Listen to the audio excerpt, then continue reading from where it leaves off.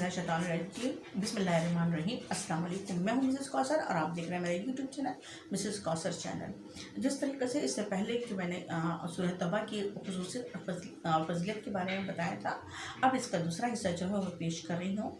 इस सूरह तौबा की आखिरी 2 आयतें हैं जिन की अहमियत और खुसूसियत अपनी जगह अहम है, जिनमें अल्लाह ताला ने इस इंसानों पर ये बात वाज़ेह कर दी है कि रसूलुल्लाह सल्लल्लाहु अलैहि वसल्लम रहमतुल लिल आलमीन है।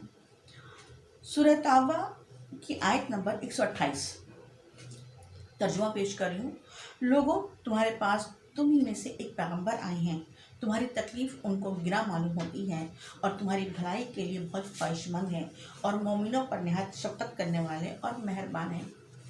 इस आयत के तर्जुमे की खुसूसियत की नज़र में हम क्या ये समझ सकते हैं कि आज मुसलमानों की जो हालत है, तो क्या हमारे नबी सल्लल्लाहु अलैहि वसल्लम को हमारी ये हालत देखकर तकलीफ़ महसूस नहीं हो रही होगी, और जो हमारी भलाई के ख्वाहिशमंद है, क्या उन्हें इस बात की ख्वाहिश नहीं होगी कि मुसलमान फिर से भलाई का सीधा रास्ता इख्तियार कर लें।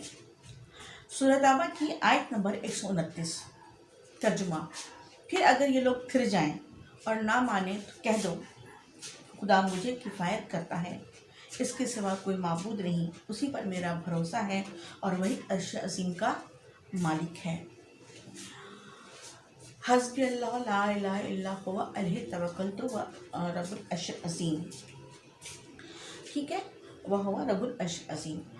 अगर ये लोग फिर जाएं और ना माने तो कह दो कि खुदा मुझे किफ़ायत करता है, उसके सिवा कोई माबूद नहीं, उसी पर मेरा भरोसा है और वही अर्श अज़ीम का मालिक है।